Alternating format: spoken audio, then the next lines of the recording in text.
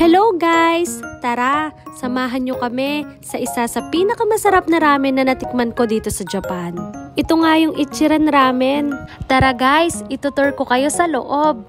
Vending machine pala yung way ng pag-order at pagbayad mo dito sa Ichiran.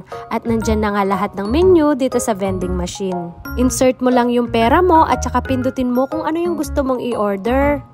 Ang in-order nga namin is yung bestseller nila na may kasama ng extra men at itlog. Set na pala yun guys. Tapos nag-add na lang pala kami ng extra flavored meat. Hati na daw kami doon ni Sean. After mo nga pindutin yung mga gusto mong i-order, ay lalabas na yung mga ticket mo. At iyan yung kukunin ng mga staff para dun sa order mo. Ayan guys, pagkatapos nga namin umorder, sakto, may dalawang bakante dun sa dulo, kaya pinapasok na rin kami. Madalas kasi puno dito, kaya kailangan mo rin maghintay para makakain ka. Bago muna pala kumain guys, may papel dito na kailangan bilugan kasi may ingredients sila na depende sa inyo kung gaano kadami yung ilalagay nila.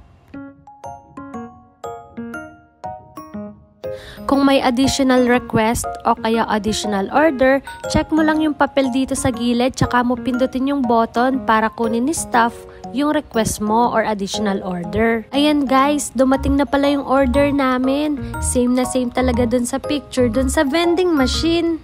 Alam nyo ba guys, ang Ichiran ay isa sa pinaka-famous na ramen dito sa Japan. At legit talaga guys, napakasarap talaga nito. Sabaw pa lang ulam na. Yung tipong dinadayo talaga ng mga food vlogger at mga tourist galing sa iba't ibang bansa. Sobrang gutom na nga namin sa mga oras na to. Bigla ko lang naalala yung dating Lucky Me beef with egg. Sobrang saya ko na dati doon. Tapos inuulam ko yon sa kanin. Pero ngayon, may pang-Ichiran na ako. Sobrang blessed talaga. Thank you Lord.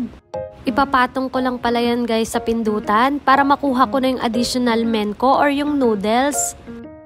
Habang hinihintay ko nga yung additional men or yung noodles guys, ganito pala yung mapapansin nyo guys pagpasok nyo palang dito sa loob. May kanya-kanyang hanger na nakatapat sa upuan para kung may jacket ka, isabit mo lang dyan. And self-service din pala yung pagkuha ng water dito guys. Iniwan ko talaga yung egg tsaka yung ibang karne para dun sa second men ko. Finally, nandito na rin guys. Sobrang busog ko na nga ng mga oras na to, pero kailangan ko talaga to ubusin. O diba guys, naubos ko? Naunahan ko pa talaga siya naubusin yung pagkain namin. Pahinga lang konti, pero pauwi na pala kami niyan. At ayan guys, meron din pala sila tindang instant ramen. Kung gusto nyo palang makakain nito guys, i-PM nyo lang ako, tapos bebentahan ko kayo. Sa dami nga ng tissue dito sa loob ng CR, pwede ko na rin siyang ibenta. Oh guys, hanggang dito na lang. See you sa next vlog ko. Thank you pala sa mga nanood. Don't forget to heart and follow. Bye-bye!